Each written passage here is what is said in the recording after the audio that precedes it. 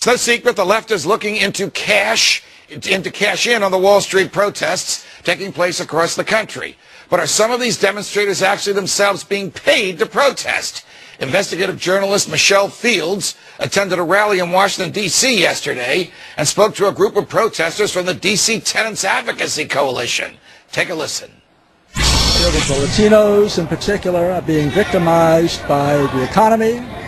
They're suffering more layoffs. And we are fighting big banks and Wall Street in particular. Are you paying them? Some of them are volunteers. Some of them aren't. I can't identify them. I'm not going to get into an identification game. Oh, no wonder he doesn't want to get into an identification game. Now here is the reporter who got that story, Michelle Fields. Michelle, it's a pleasure. Welcome back to Freedom Watch. You always seem to be getting these great stories, Michelle. First Matt Damon and now this character. How did you get the idea that these people were being paid? Well, when I spoke to them, they couldn't articulate why they were there protesting. And then they told me to speak to the organizer, who they referred to as their boss. So I immediately went to go question this boss and ask them, and he admitted to me that he's paying these people. And the people that he was paying to demonstrate, what are they demonstrating for? What are they demanding from the government? What relief are they seeking? Well, they're advocating for rent control. That was their main issue. All right. When you were down there, did you have an opportunity to walk around and talk with a lot of people? Yeah, and what's interesting, I can't really speak about the New York protest, but what's interesting about the D.C. protest is that it's very libertarian. Everyone that I spoke to said that they're not going to vote for Obama, that they're actually going to be voting for Ron Paul, even though that they may not agree with everything that he says.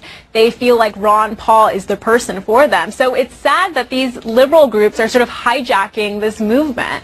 Well, we, as you know, sent some of our producers into the rallies that have been held not far from where we are in New York City, who found the same thing. In fact, I've argued on other shows here at Fox that there is some common sentiment there.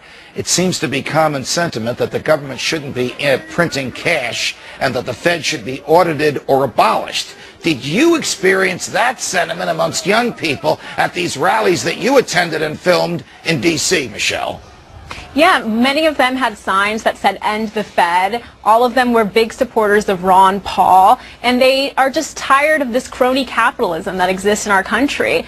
And they're just upset that these liberal groups are trying to take over this message and turn it into the left's Tea Party, when really this is just about anti-crony capitalism, and it's very libertarian. Does that message resonate with the people on Capitol Hill, or are they gone on a Friday or not listening anyway?